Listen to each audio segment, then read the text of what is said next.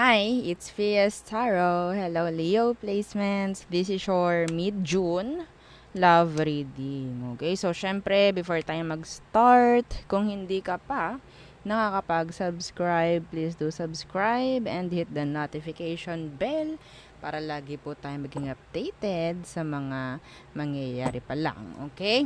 So, yeah. Let's start your reading. Yan, mga Leo. So, let's see, ano bang magiging takbuhan ng inyong sitwasyon ni person.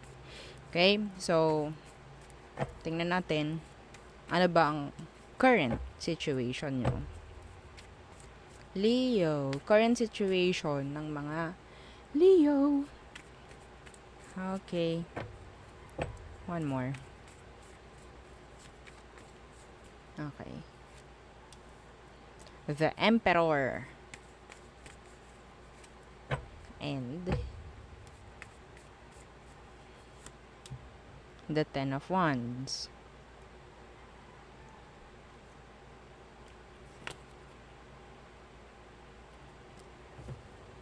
Okay. Someone is stepping up, no? Dito sa sitwasyon. Okay. Pero,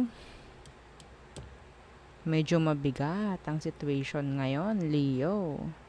Mahirap. Ang daming, I don't know, meron ditong shoulder lahat, no, ng kung anong meron sa sitwasyon. Shoulder lahat. Okay? I think, ikaw yun. Ikaw yung gumaganap sa lahat. Parang ganyan. Ikaw lahat yung umaaksyon. Ikaw lahat yung gumagawa ng paraan. Okay? Ano bang meron sa person mo? Bakit ikaw na lang palagi, Leo? Anong meron sa person mo? Hi, the Magician in reverse. Pwedeng Virgo. Okay. What's with the Magician in reverse? Si Magician in reverse po, ha? Ito yung nangungontrol. Ito yung nagmamanipula. Okay? Mahilig magmanipula. Let's see. Ano yung Magician in reverse? The Four of Wands in reverse. Some of you, hiniwalayan mo to. Or hinihiwalayan ka. Okay? Napaka-specific nito, Leo. Okay? Kasing nakuha ko sa kanya, ang dami nitong pananakot na ginagawa sa'yo. Yes. Kaya lahat ginagawa mo. Para lang hindi magkaroon ng Four of Wands in reverse. Ano po yun? Separation. Okay. Kaso nakakapagod to. Okay? So, lumalabas dito, nagiging one-sided na yung connection nyo na to. Yes. Some of you, may mga anak kayo. Ayaw nyo lang kasi siguro makikita ng mga anak nyo na broken yung inyong family. Okay. So, let's see. What's their next action towards you, Leo? Next action niya. Days of Swords. And the Two of Wands in reverse. Days of Wands in reverse. So, I think itong Two of Wands in reverse na ito and the Ace of Swords, magaling to like sabihin nating mautak.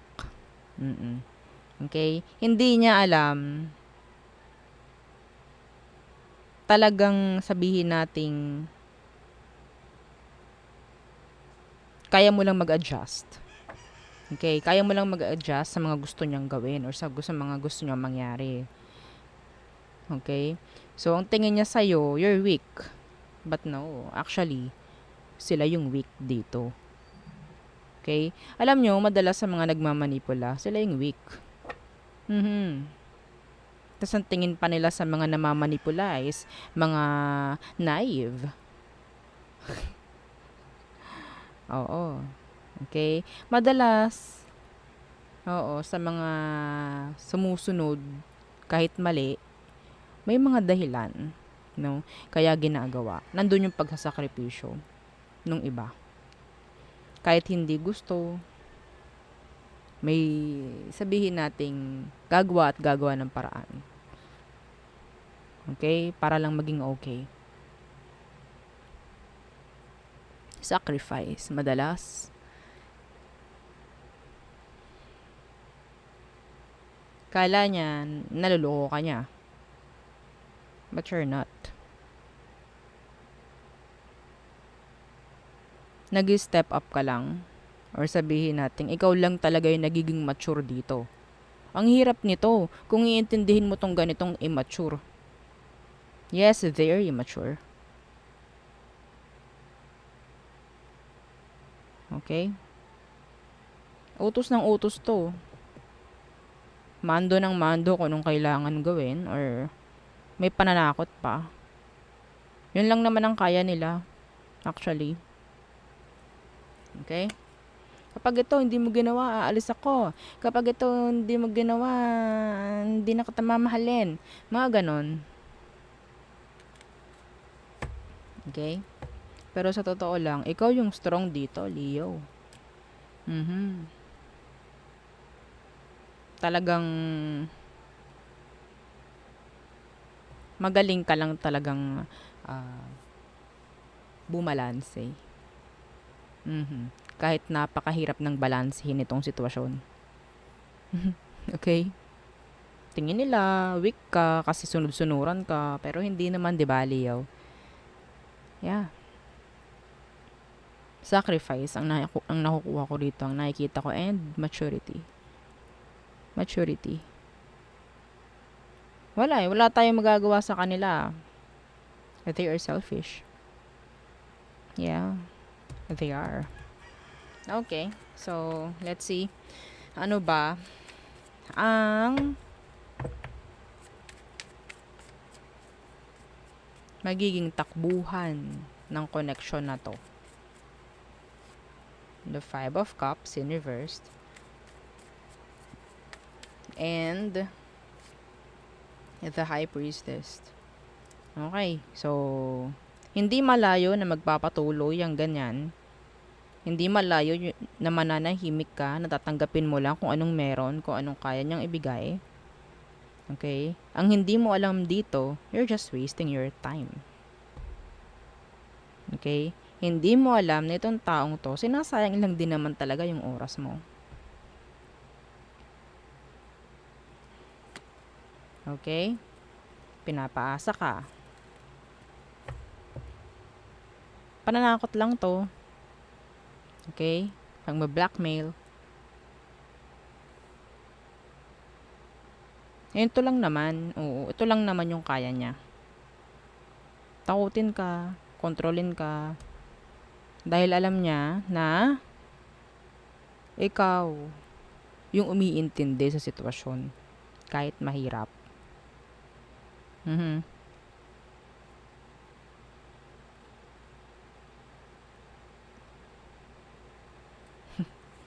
Akala niya mautak siya.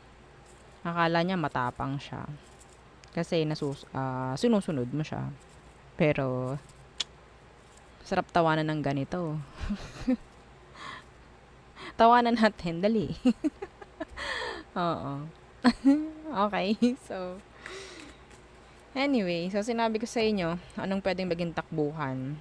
So, may chance na tuloy-tuloy pa rin yan kung mananahimik ka at kung tatanggapin mo ang sitwasyon. Okay? It's up to you. Masyado nang mabigat tong sitwasyon na to. Okay? So, ano magiging outcome or / advice for Leos? The Hanged Man. And, is it worth it? Yun ang tanong. Is it worth it? The Knight of Cups. The Lovers. Is it worth it The Emperor, the Knight of Cups. Napakalayo nito. Napakalayo ng agwat nito, Leo. Okay? Alam ko na ito ang energy mo. Itong someone na palagi na lang umiintindi, nag-step up, lagi na lang uma-action, lagi na lang shoulder lahat. Okay? Pero yung energy ng kasama mo, they're just a knight. Just a knight. Ano po yung knight? Actually, sa sinaunang panahon o sa mga panahon pa ng Hari Treyna, knight, ayan lang yung talagang lumalaban. Oo. Lumalaban sa sabihin nating inuutusan ng emperor at ng empress. Okay? Sila yung mga kawal. Pero bakit ikaw ang inuutusan ng kawal mo? Okay? Bakit? Why? Because namamanipula ka nila. Okay? Sabihin natin hindi po ako namamanipula. Gusto ko lang kasi talagang okay, so maybe you're sacrificing. Pero is it worth it? Yun ang tanong. Okay? Para lang maging okay yung connection, para lang hindi kayo magkaroon ng separation. Well,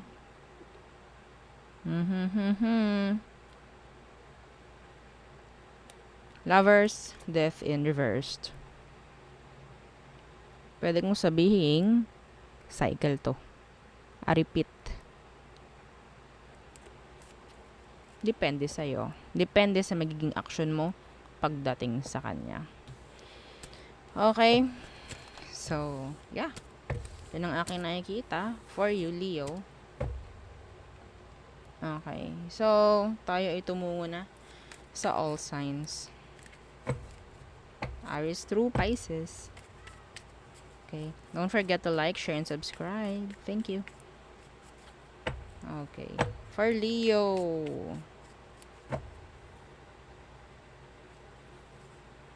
Aries. Okay. There's separation or pwede talagang, something like, hindi mo yun na-expect, pwedeng mangyari with this Aries. Okay. Taurus. Magulong isip. Stress ang dala nito sa'yo.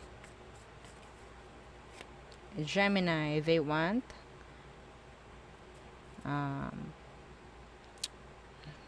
sabihin natin, a repeat. Okay? Gusto nila bumalik sa'yo. Pero, repeat Repeat ang nakukuha ko. Cancer. Okay.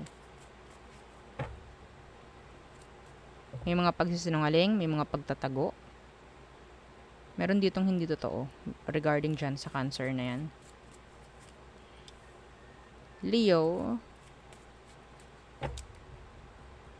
Okay. So, pwedeng meron ditong non-committal or talagang takot lang din mawala yung connection. Virgo. Okay. So, they're afraid na magkamali. Libra. They're not available emotionally. Some of you, sinayang niya yung pagkakataon na magkaroon ng connection with you. Scorpio. There is a big attraction. Okay? Andito yung gusto nila ng progress. Some of you, meron ditong pregnancy. Sagittarius. They're sad. Yeah, they're sad. Lalo na kung may nangyaring separation. Okay?